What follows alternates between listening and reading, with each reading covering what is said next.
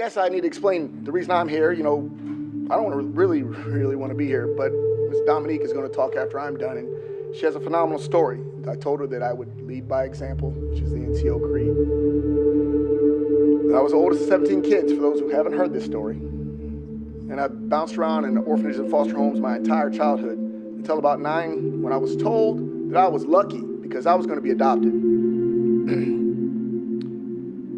The gentleman's name was Tom. He was a family man. He was married, kindergarten teacher, Cub Scout master, a youth minister, and yes, a pedophile. So from the age of about 9 to 15, I went from what was a difficult life to a downright hell. Because I'd never had a father before, so I had no idea what that kind of affection was.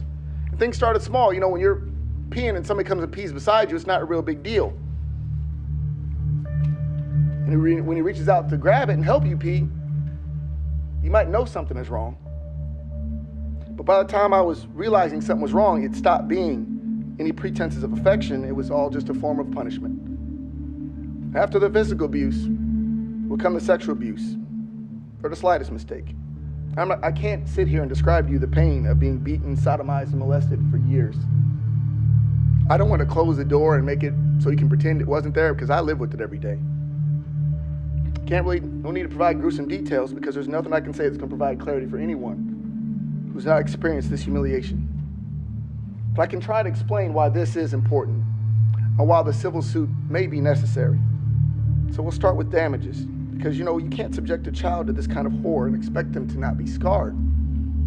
The dehumanization, the victimization has an impact, and it's lasting. If you're a little man, growing up, you want to have your masculinity. There's only 2 ways to prove that: violence and womanizing. Thank God for the military, because the violent part I was able to get out of the way. Self-medication, do lots of drinking, and for me, adrenaline.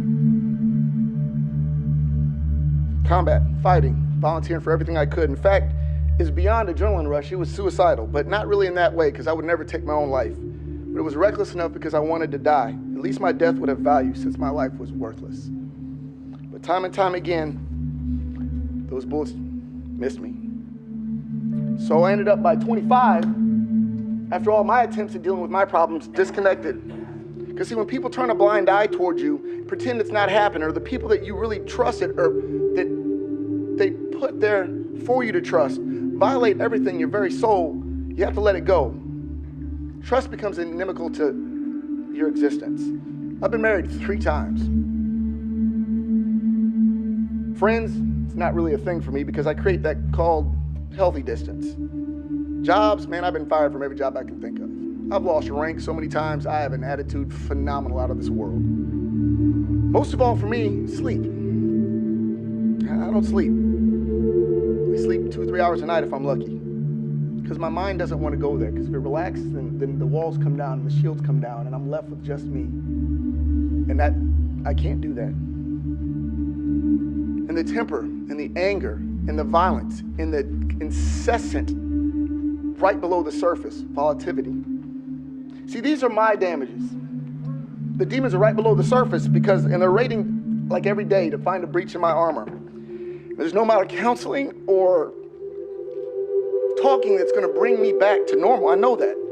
It's not going to undo what happened, because the scars, they run too deep, and the devastation is much too complete. And there are many more just like me. Many, many more much worse than I am. I know that when I think, I can't go on my reactions. I have to tell myself, is that what a normal person would do? Because I know what I do would not be normal. Every morning I get up, and it's the same routine for the last 25 years. I look at myself in the mirror, and I say whatever curse words come to mind about how crappy I look, and I look at all the scars on my face, my eyes, my head, where hair doesn't grow, and the deeper ones in my soul. I splash water on my face, and I say, you know what? Today's gonna be a good day. See, I'm so used to plodding forward, I'm not smart enough to really give up. And in my mind, I keep waiting for that morning to come, to lead me out of the darkness. But I tell you, at this time, I don't think I would even recognize a sunny day if I saw it. This is not a poor me story. I'm not here for pity, because I really don't need it. I'm fine by myself. I've been by myself my whole life. I just wanted to put you in my shoes for a minute, just to a small degree, so you understand why this bill is important to some of us. All 25 is just not enough. Put a little face on the damage that the pedophiles caused because it's lasting. It's my fear that, again, this bill's going to die a quiet death. That the church is going to come in and say this is an attack on them and they can't afford it. I guess I'll still pay for it, though. Because I wasn't about a church for me. In fact, at this hearing, many of you may, look at me and think me differently. This is not a proud moment in my life. It's quite embarrassing. But I told this young lady that I would lead by example and I would tell my story so she could tell hers. I know what I am inside. I deal with it every day, all the time. I try to contain it and control it, but it's there. And all I ask is you please don't continue to protect the monsters like the ones that created this monster. Thank you, Delegate.